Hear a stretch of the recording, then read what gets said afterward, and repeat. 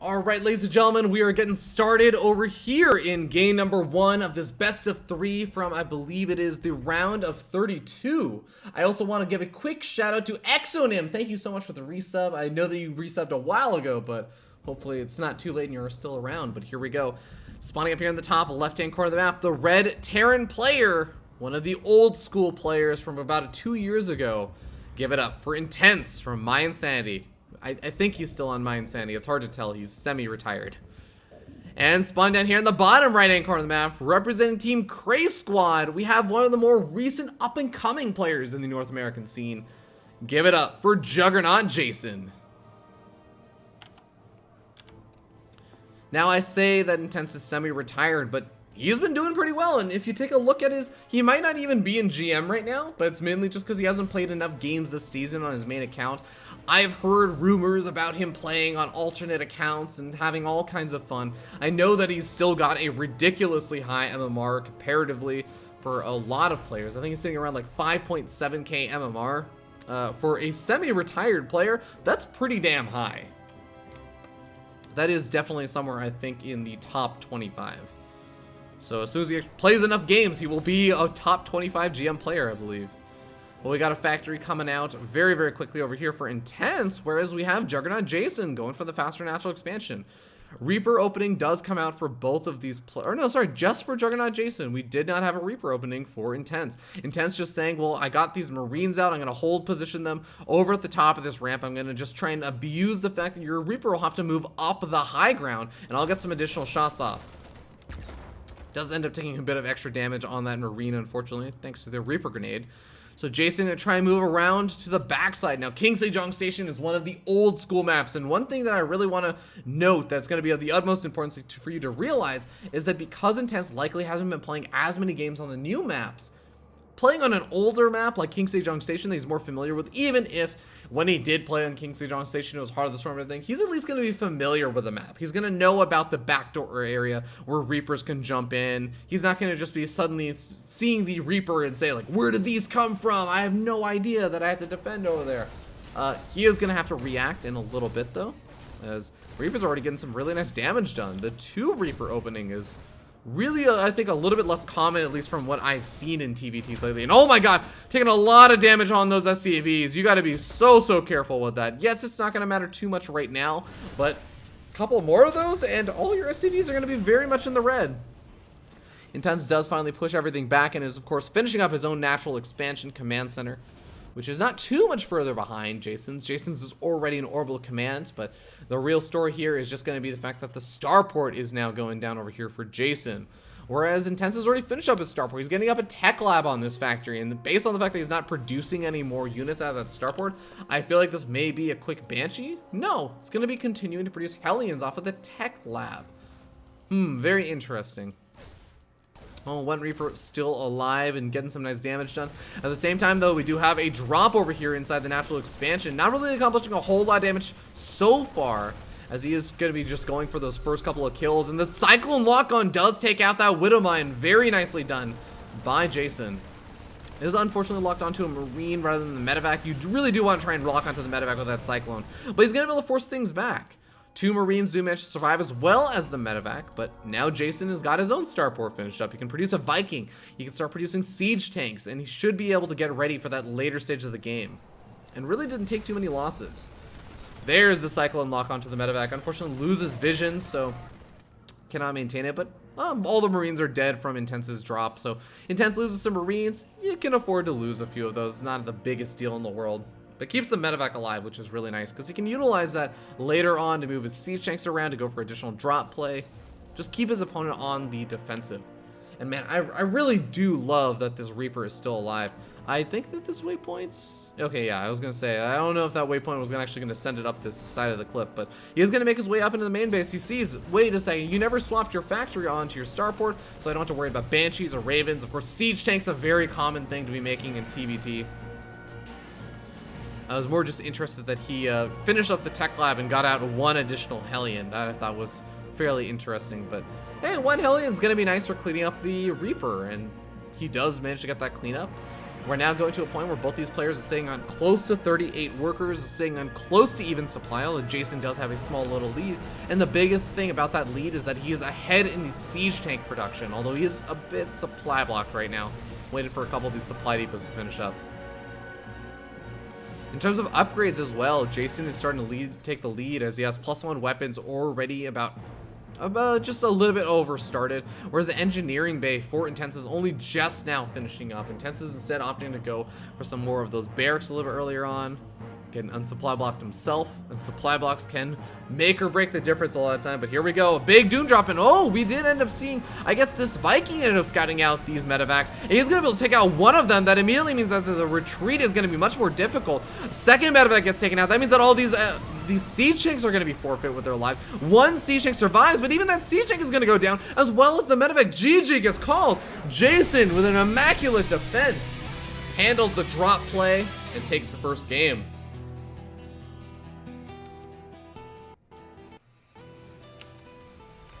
So Jason, I think, taking the first game, not an enormous surprise because I would favor Jason a little bit more in this, but Intense always has had that sort of surprise value, that surprise factor that he does best when he doesn't put pressure on himself to do well. And that is always when he feels like he's not going to make it at all to the bracket anywhere in a deep run. He usually, it's so odd, but Intense will come back from not playing StarCraft 2 for months at a time or something along those lines, plays maybe 10-15 games before a qualifier, and he'll play and he'll knock out really, really good players. And I'm talking about not just like decent players, he'll knock out players like a Hawk, or he'll knock out players that have the potential to actually qualify for the event itself.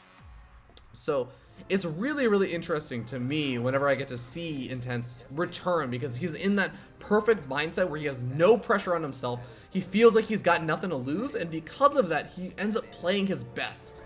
Of course, that last game, he went for a very risky maneuver to the form of that triple medevac drop that after he got scouted by the Viking, he thought maybe if I boost there fast enough, I will be able to get there and my opponent won't be in place. But Jason was able to get there in place in time, and that was definitely the difficulty there.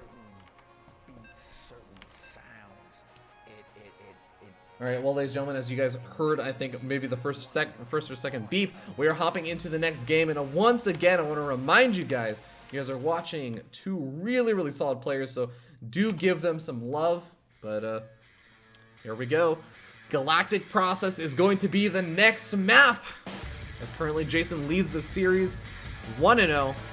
He'll need to take one more game, and I believe that the winner of this series is going to go on to face off potentially and most likely versus Huck. So they're going to be playing in a PvT, or sorry, a TvT, or sorry, TvP once again. But here we go. We're moving into it. All right, ladies and gentlemen, here we are in game number 2. Spawning up here in the top right-hand corner of the map, we have the red Terran player. Give it up for Intense from My Insanity.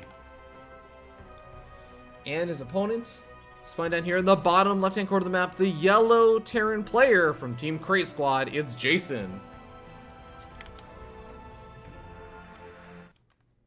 And there's something interesting happening in the chat. Rifkin is arguing with people. I'm going to assume it's a very justified argument and let that happen. All right, so we got another TvT, of course, coming up. As thinking about that last game, Jason went for the much faster natural expansion, and he did end up opening up with a Reaper, which Intense completely forewent. And now we're playing on the last map was King Sejong Station. So of course, build orders and everything will oftentimes be determined based on the map, how you feel about it and everything. But this is one of the maps that Intense likely hasn't played a lot of games on. So how is he going to feel about this? He is going to be going for the fast Reaper opening this game. So he's going to be mixing it up from that last game, saying, well, it looks like there's a decent amount of area for the Reapers to jump up into the main base. So Reaper opening may be pretty good over here. And I think he's going to be absolutely right about that. Reaper openings are great on this map. Of course, Jason doing a similar thing. Both these players grabbing their natural expansion command centers fairly quickly. But this is definitely one of the maps I haven't seen really any TvTs on. So I'm just waiting to see how things will go. what kinds of things will be difficult to defend. Like, this third expansion is a very interesting one just because there's two different sets of destructible rocks that you can knock down to open up a pathway to attack your opponent's third. But it's also in a weird way, if those rocks aren't knocked down anytime in the immediate future, then it is a very, very safe and tucked away third expansion that can be very easy to defend. The big problem, I would say, is going to be hard to defend against big drop play, but we do end up having First Reapers engaging against each other. Intense sitting back with his Reaper does also get the advantage of that extra DPS from his Marine as well, so pushes back Jason's Reaper, who does not manage to get a lot of scouting information out.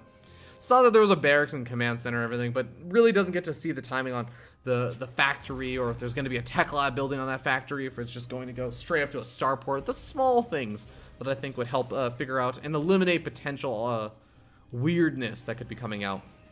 Intense doing a pretty nice job of also zoning out that Reaper once again. Look, tries to get up into the main base, doesn't really see the factory or the starport. Not that I think there's a whole lot to scout out about them just this moment, as I don't really think that it's very common in TvT to just be adding on barracks without getting up a factory or a starport. But of course, always worth considering. Reaper does finally manage to make its way up in the main base. And I want to note, Intense has been sitting at home with all of his stuff. So you can see he has not really scouted out into the map at all. So he was really relying on the fact that, hey, I don't care about what my opponent's doing, but also I'm leaving all my units at home so I can deal with my opponent's scouting and make sure that I can try and deny scouting.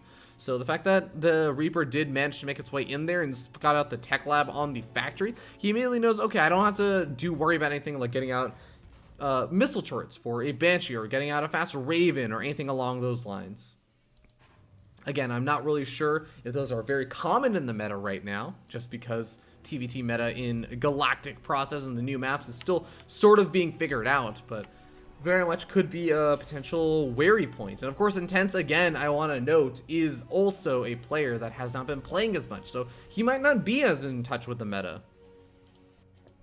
Marines are going to be making their way across the map, though, meeting up with the Hellion and the Reaper, as well as a Siege Tank when load up in the medevac making its way across the map. But at the same time, Jason also trying to go for his own little push in. Both these players completely evading each other's vision, so they're both going to be dealing with a bit of harassment. Now, Intense has a couple of Marines that are being rallied, it looks like, and left at home, which is going to be helpful for him. Whereas I would say Jason has a kind of better defensive position over here. Is a Siege Tank Siege Up going to be able to immediately start wailing away at this army? But there is a nice little opportunity over here for Intense to get some damage done. At the same time, the Widowmine as well as those Marines unloading the main base, and Intense is not reacting. He finally does react. The Widowmine does not burrow in time to get a whole lot done. Well, Intense is continuing to push on in over here. This Siege Tank really just does not cover the entire mineral line, so he's going to completely lose all mining over there in the natural expansion. Intense going to have to deal with the drop moving over to his own natural expansion, though, and it seems like the Widowmine may still be burrowed up in the main base. Looks like it was killed off, but Intense is still alive and active and still trying to get some damage done. Jason does seem like he has more than enough now to deal with a very, very small squadron of units, whereas these Marines are still continuing to do more and more damage. I think that Intense probably has enough with his Siege Tank getting in the mix, but he wants to make sure that these Marines don't just get on top of the Siege Tank and take it out. Sim is not finished up for either of these players, so the usability of these Marines, or I guess the amount of DPS that they can do immediately, is definitely more limited. Jason realizing, oh, there's a Siege Tank there. That's going to cause a couple of problems if I just try and unload over there. So he's going to end up eventually backing on out. Intense ends up losing, I guess, some of the Marines that he was there positioned with. But he keeps the Siege Tank alive, albeit just barely. And both these players are able to mine for the natural expansions again. Now, I would say the big difference is that Jason ended up losing some of his workers and also cut worker production for a little bit. Whereas Intense has been fairly consistent on that, is up about 49 to 50 or 40 workers. So doing pretty well on that count. And also, I believe, has been able to keep all of his Siege Tanks alive. So he does have that one Siege Tank lead, although I guess next Siege Tank not really in production right now is going to put him a little bit further behind. Or I should say tie him up. So overall, SCV counts, they can matter to an extent, but TvT is definitely one of the matchups where worker counts matter probably the least comparatively to many of the other matchups. Big Doomdrop is going to be coming in over here, and Intense has some of his Marines in position, but they are just leaving And this is going to cause him a lot of problems. He does stim up, tries to get into position, and the siege tanks are going to be able to do some really nice damage to Jason's marine count. Loses one of the siege tanks, and it seems like Intense should be able to clean this up, but I mean, only Marines traded over there for Jason. It was definitely a worthwhile trade. Takes out a siege tank, does do a lot of damage to the marine count of Intense as well, and basically just buys him space. That's probably one of the biggest things, is that it makes sure that Intense is on his side of the map. Losing all those Marines also means that Intense can't really be aggressive for a little bit. And that means that Jason can say, well, I rallied up another army. It's time to push it at the front. And once again, I got a couple of medevacs, got my siege tanks loaded up in there. I can continue to harass and just drop these guys down. Gets the first round of shots and backs out of there. Beautifully done over there by Jason. But this is the scary moment. This is where Jason, sitting up 60 army supply to 34, soon I guess now 41, but still sitting up 20 army supply. And not a lot of it is really sitting on the other side of the map. I mean, a small portion of it, but some of the siege tank load up in the medevacs. They're going to be able to boost their way around.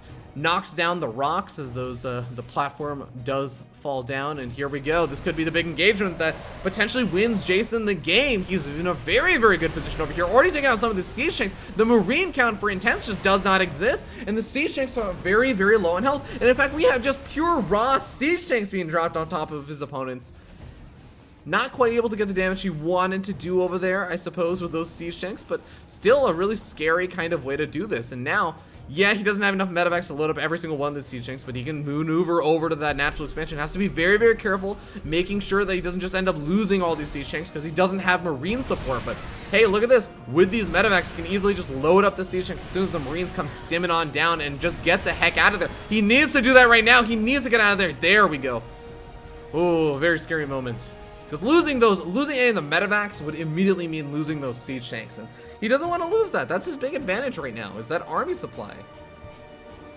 He also has a third expansion established now, but Intense has a third finished up. It's just not turned into an orbital commander landed just yet. A single siege tank for Jason is going to be holding down the fort. And oh my god, if Intense moves all the way out across the map, he may not actually have a lot to deal with this siege tank.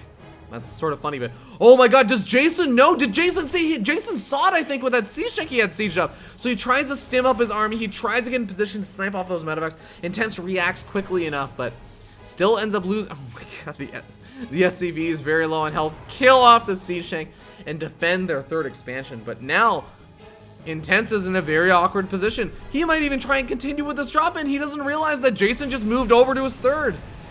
And now this old command center is likely going to end up falling over here to the Marines all stimming on forward. There's no siege tank back at home for Intense to deal with or defend with. And Intense is sort of in this weird situation where he was trying to decide, do I go back to defend or do I go into attack and just try and go for a base trade? He does go for the base trade, but he doesn't even have that many Marines, only 60 Marines with his army. He's losing his production. The Marines are going to be rejoining with the siege tanks over here for Jason. And Jason could start to maneuver some of these siege tanks a little bit closer to the natural expansion. But here we go. Intense setting up in a very, very nice position inside the main base. Going to be able to immediately start taking out some of that production. And this could potentially work out well. But look at how many reinforcements Jason has back at home. In the meanwhile, this is Intense's entire army. Intense is also losing his natural expansion. He has already lost his third expansion. I think that Intense has to do a lot more damage to equalize this game than Jason does. Now, Intense does have, looks like the +1 weapons finished up. He's going to be finishing up +1 armor at the same time that Jason plays catch up with the weapons upgrade. But this does seem like it's going to go on to potentially a full-on base trade. The problem just is, I don't know if Intense has enough to make this base trade work in his favor. Oh, well, taking out an orbital command will definitely be nice. That would even things up a little bit. And also the fact that he has all these siege tanks sitting right over by the ramp does make it a lot harder for Jason to engage in over here.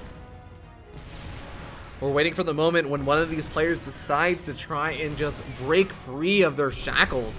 Now, Jason does have these orbital commands that are going to be able to land over in much nicer positions much earlier on, whereas Intense, he doesn't exactly have a great spot because his natural expansion already got taken out. He's sitting on just his orbital command in his main base. He's not going to be able to start mining again. And look at all the supply depots and the buildings and everything going up over here for Jason, utilizing that bank and just restarting that production. He has 3 starports going up right now. He can produce Vikings, and Vikings will just potentially end the game right here because he takes out these medevacs, and suddenly Intense has no mobility. He just can't maneuver these siege tanks around.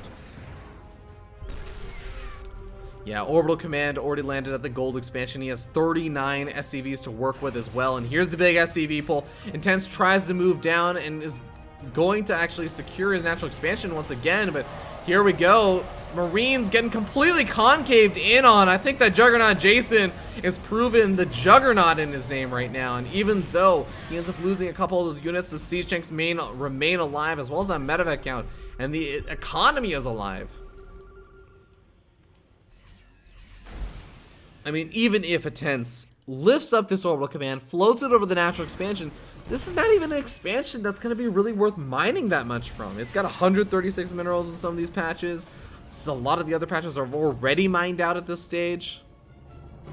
I feel like as soon as Intense realizes that he, in fact, did not take out all of his opponent's orbital commands, and he, in fact, did not deal a damaging enough blow to get a nice economic lead in this game. Yeah, he does tap out. GG gets called.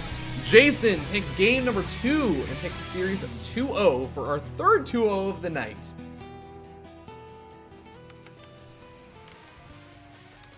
Well done by Jason, and that does allow him to move on to the round of 16, I believe. So getting very, very close. And that is, I believe, round 4?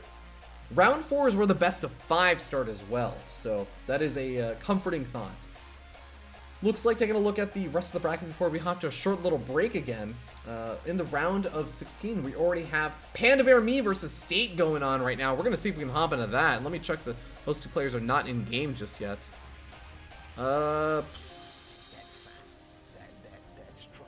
State.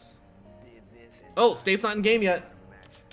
Okay, can I get you versus Panda? All right, so we're gonna message him and we're gonna hop to a short little break. We had a couple other people that made it over to the round of 16. Dominique Clexeria, who managed to beat No Regret 2-1.